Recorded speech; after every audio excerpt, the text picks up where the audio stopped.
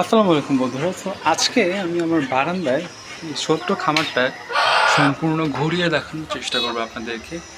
তো এখানে আপনারা দেখতে পাচ্ছেন মোট ৩টা খাঁচা আমি রেখেছি, যার মধ্যে ৫টা দেশি মুরগি এবং ৫টা কোয়েল পাখি রেখেছি।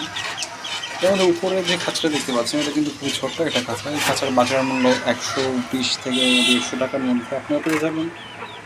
এবং খাঁচার মধ্যে আমি ২টা মুরগি রেখেছি। এর মধ্যে খুব সম্ভবত এটা ২টা মোরগ আর এটা ২টা মুরগি হবে।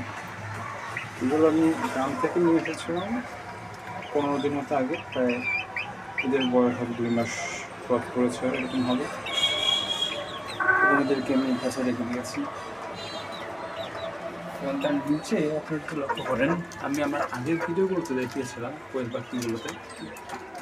তো আপনারা দেখতে পাচ্ছেন এগুলো কিন্তু আগের চেয়ে অনেকটাই বড় হয়ে গিয়েছে। তো যদিও এরা এখন ডিমে আসে নাই, বাট আশা করতেছি এরা ১ থেকে ১ সপ্তাহ কিছু দিনের মধ্যে ডিম পারবে।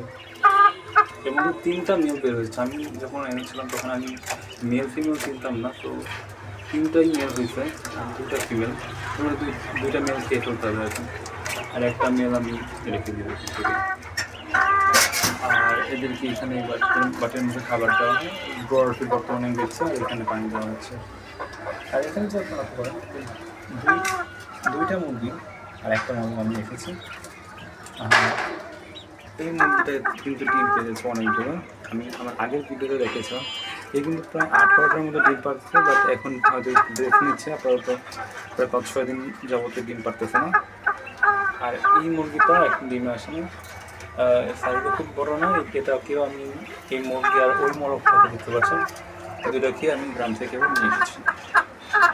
সো যাই হোক, আশা করতে এরা ডিম পারবে। এখানে ৩টা মুরগি, এখানে ৫টা কোয়েল পাখি, এইখানে ২টা মুরগি। আর এই হচ্ছে আমার বারান্দা। এখানে টুকটাক কিছু গাছ লাগানো আছে আর কি। আর এই হচ্ছে আমার সব বড় কথা।